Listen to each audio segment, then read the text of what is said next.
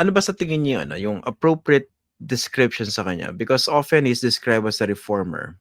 Sabi ng iba liberal, kaya siya binabanatan ng mga traditionalists from the Roman Catholic Church, 'di ba? Marami siyang hmm, marami nainis sa kanya. Ngayon nakikita ko sa social media, no? When he limited the use of the pre-Vatican II Latin Mass, 'di ba? Mhm. So, ano ba yung appropriate description sa kanya kay Pope Francis? Alam mo Christian, ayokong gamitin yung mga distinctions na yun na liberal, progressive, traditional. Ayokong gamitin yung mga descriptions na yun kasi those are secular labels, no? Mm. Ang sasabihin ko lang is that Pope Francis tried his best to be a shepherd after the heart of Jesus. And that is, for example, yan ang sinasabi niya sa aming mga pare. Try your best to be a shepherd, a good shepherd after the heart of Jesus. And that is what he taught. That is what he did. That was his life. No? So he was a shepherd. He was a good shepherd after the heart of Jesus. Tsaka maganda rin yata yung advice niya sa mga pare na iklian yung homily. O Susunod ba yun, siya Father? lang ha. Alam mo, Christian, I teach homiletics. I've been teaching homiletics for many years. And in my readings, he is the first and only pope who specified. Minsan sinabi niya 7 minutes, sabi niya 8 minutes, but sinabi niya definitely not longer than 10 minutes. Mm. And again, in-specify niya yan. No? That was very clear in Evangelii Gaudium. But he himself practiced it, no? He himself practiced it. Napaka-simple ng kanyang preaching, napaka-simple ng kanyang homilies. You remember during the pandemic na yung araw-araw na misa niya sa chapel ng Casa Santa Marta were all aired, no?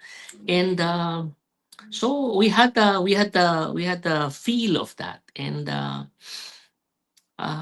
that is Pope Francis, the Good Shepherd. Isa ko rin gusto, Father, na metaphor niya yung yung dinescribe niya yung simbahan na isang ospital, field Yes. hospital. Yeah. Very effective, no? Paki-discuss ngayon, Father. Kasi iniisip ng iba, Actually, dapat ah pupunta ako yan, okay na eh, di ba? It's a kasi field hospital. alam mo meron kasing pag-iisip na ang simbahan para sa mga banal, no? Mm. Maraming tao somehow they feel unworthy, no, to enter, no. May mga, for example, ako nasa altar ako so kitang-kita ko ang mga tao. May mga taong somehow for one reason or another ayaw pumasok. Ayaw pumasok sa loob ng simbahan feeling unworthy. And Pope Francis kept repeating the message of Jesus that uh, the church is a hospital for sinners, no? And all of us are sinners. All of us are in need of God's mercy, and that God came for us sinners, no? And hindi lang niya paulit-ulit na sinabi yan. Tapos siya din, no? Ilang beses na naalala ko yung first Holy Week niya, he was scheduled to hear confessions in St. Peter's. So yung kanyang master of ceremonies itinuturo sa kanya kung alin yung confessional na naka-assign for him. Pero hindi muna siya nagpunta. Instead, he went to the other side and knelt down and made his confession. Again, ano yan? Alam naman natin na the popes go to confession. Alam ko, for example, na si Pope John Paul II would go to confession every week, no? Pero iba yung makita mong nangungumpisal yung Santo Papa. And again, the power of the image, no? The power of the image. If the Holy Father goes to confession, ano pa kaya ako? Again, di ba, Father, parang it's a very concrete act of humility. Yung sakramento ng reconciliation, di ba? Yung Yes. pagpapakumbaba, Mm. di ba? Pero Para hindi lang niya sinabi. Hindi ginawa lang niya. niya sinabi. hindi lang niya tinuro, no? Talagang pinakita niya. And yung mga gestures naman niya kitang-kitang authentic, eh, 'no? Kitang-kitang nagmumula sa puso kaya, when a person is authentic, everything else that he says, everything else that he does, talagang ang lakas ng dating. Kasi alam mong tunay, alam mong totoo. Mm. Father, pag-usapan naman natin yung papaano pinangalagaan ni Pope Francis yung turo at doktrina ng simbahang Katolika. But at the same time, making sure that the pastoral approach is still there.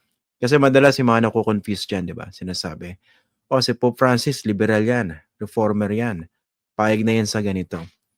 Pero there was a very important nuancing. There's a very important nuancing that needs to be done, di ba? So, pag-usapan po natin yan. For example, yung kanyang sinabi pagdating doon sa mga Katoliko, 'di ba? Na nasa irregular situations, 'di ba? Yung mga remarried, yung mga divorced. Mhm. Tapos yung kanyang sinabi, this became very controversial at one point in his papacy. Yung sabi niya, if you're gay but you seek God, 'di ba? Who am I to judge? Tama ba? Hindi ko ba siya na-misquote?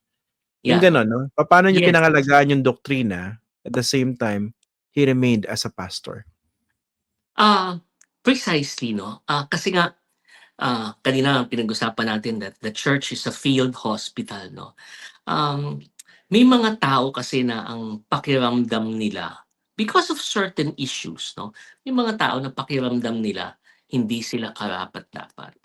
Feeling nila hindi sila bahagi ng simbahan kasi nga there's something irregular. For example, those who are in gay relationships, yung mga divorced and remarried, no?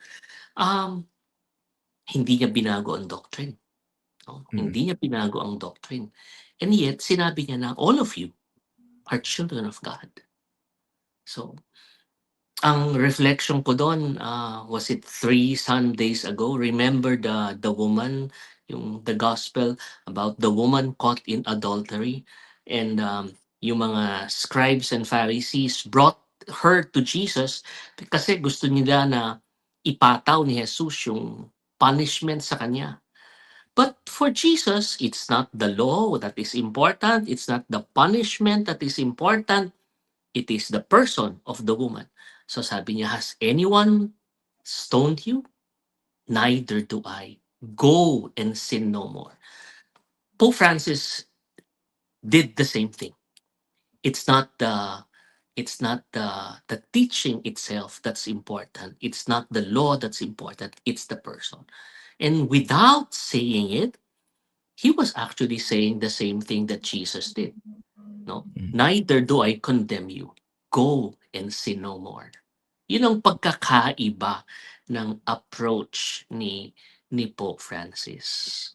And I Ang think, yung emphasis, no? Kasi 'di ba, yung iba ang emphasis nasa rules, no? Parang doktrina. exactly, no? Like just the scribes and the Pharisees kasi what was important for them was the law. And gusto nila ipataw ni Jesus yung punishment, no? But for Jesus, he was not interested in the law. He was not interested in punishing the woman.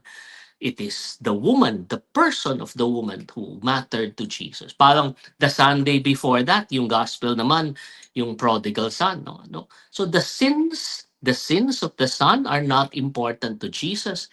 What matters is that the son is back.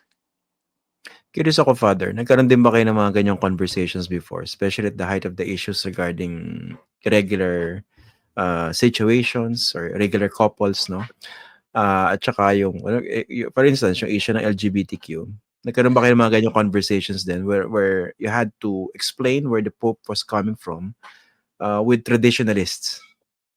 Oo, kasi um, kapag somehow, pag ang background mo gano'n, yun ang mahalaga para sa iyo, yun ang nakalakhan mo, yun ang nakasanayan mo, yun ang talagang lagi mong bibigyan ng emphasis na so parang ang hirap, Christian, in the same way na ang daming hindi matanggap si Jesus during gospel times.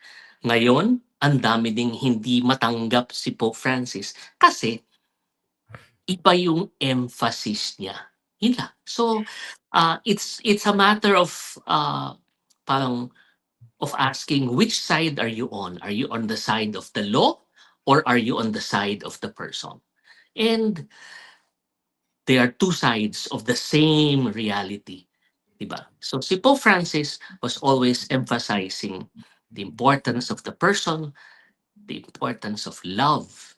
Kasi, for example, in canon law, in the Code of Canon Law, a very, very thick book, at the end, sabi niya, if all else fails, what is important is the salvation of souls. Mm. So, that's what matters of all. Pansakalan niyo, Father, parang mahirap naman na mas popish pa than the Pope, quite literally. Eh, wala. May mga ganyan lang talagang tao no? Yung, again, biblical times, the scribes and the Pharisees were there. Ngayon, meron ding mga, how do you call that? Parang their own versions. People who still emphasize the law, the punishment, no? But Okay. this is what Pope Francis tried to teach us, no? That love is the most important thing, and the greatest law is the law of love. Ganda ng sinabi niyo, no? Tsaka yun nga rin, para clarification lang doon sa mga naguguluhan, the Pope didn't change what the Church has long been teaching about gay marriage, No, about, let's say, the sinabi naman ordination. niya Sinabi Mm. niya, hindi puwedeng baguhin, 'no? There are certain things na hindi baguhin. Hindi puwedeng baguhin yung na ang kasal is for male and female. Hindi puwedeng baguhin 'yan, 'no? For example, only men can be priests. Sinabi na ni John Paul II, hindi puwedeng baguhin 'yan. The discussion is finished. Nonetheless, Pope Francis has given women an important role in the church.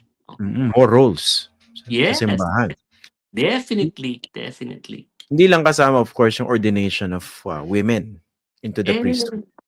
kasi hindi naman, there are other ways. There are many other ways of serving apart from being an ordained priest. Kayo, Father, no? How do you think he should be remembered by Filipinos? Etong si Pope Francis.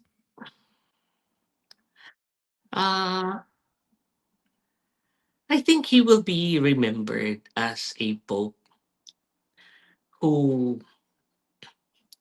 made the love of Jesus concrete in our lives. Hindi makakalimutan, particularly ng mga Tacloban, yung ginawa niya.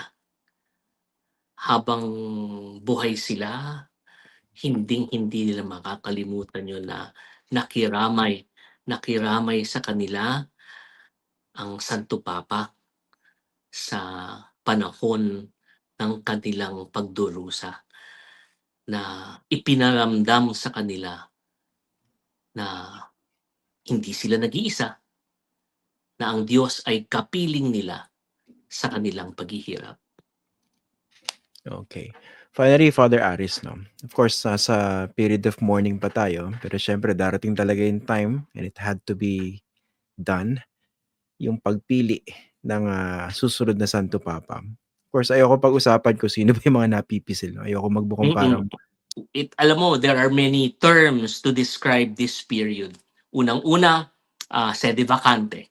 The see of Peter is vacant. Pangalawa, novendiales, no? 9 days of prayer. So kahapon nagsimula na, 9 days of prayer for the repose of the soul of Pope Francis. Tapos in-announce na kaninang hapon, in-announce na yung kanyang funeral will take place on Sunday, 10 o'clock in the morning, Rome time, 4 o'clock in the afternoon, Manila time. No? Pagkatapos ng libing, then the meetings of the cardinals will resume. Yung conclave should be held between should begin 15 to 20 days after his death, no? Okay. Ano yung nakikita niyo na pinakamalaking hamon ngayon ng simbahang Katolika? Kasi kung nung panahon ni, Pope Benedict, he talked about yung tinatawag nating dictatorship of relativism na hanggang ngayon nakikita natin, 'no? And I think Mm. it only got worse, okay? Sa ngayon, ano yung nakikita niyong hamon na pinakamalaking mga hamon ng simbahang Katolika? Na of course, hopefully, yung susunod na Santo Papa, matutukan. Alam mo, yun ang magiging topic. Yun ang magiging topic ng mga tinatawag na general congregations, yung mga meetings ng mga kardinal. Pagkatapos ng libing ni Pope Francis, diyan nila pag-uusapan yan na ano ba ang kailangan ng simbahan ngayon? Ano ang mga katangian ng Santo Papa na kailangan natin ngayon? Looking back, ako ang tingin ko, pagkatapos ni John Paul II, it seems, no, sabi nila, they wanted someone to continue the work of Pope John Paul II, and because of the closeness between Yeah, John Paul II and Cardinal Cardinal Ratzinger. Ratzinger, no, they elected Cardinal Ratzinger, no. Hindi ko alam exactly if it is true that they found Cardinal Ratzinger too conservative or too academic. I don't really know, no. I have not read much about that, no. Pero they somehow thought of Cardinal Bergoglio, no. Ah, I think ang daming iba-ibang paraan to look at the world today. Ang daming iba't ibang ah, hamon, no. Um, hindi ko pa ma-pinpoint at this time, Christian, kung ano yung mga kailangan. But, I think we have been blessed with very good popes. Somehow popes who address the needs of the times. Mm. So, so now we are in a period of mourning. We pray for the repose of the soul of our Holy Father Pope Francis. We pray that the Lord may reward him for all the good that he has done, and after he is laid to rest, then we pray naman for the grace that the Holy Father, that God will guide the cardinals to choose a worthy successor to Pope Francis.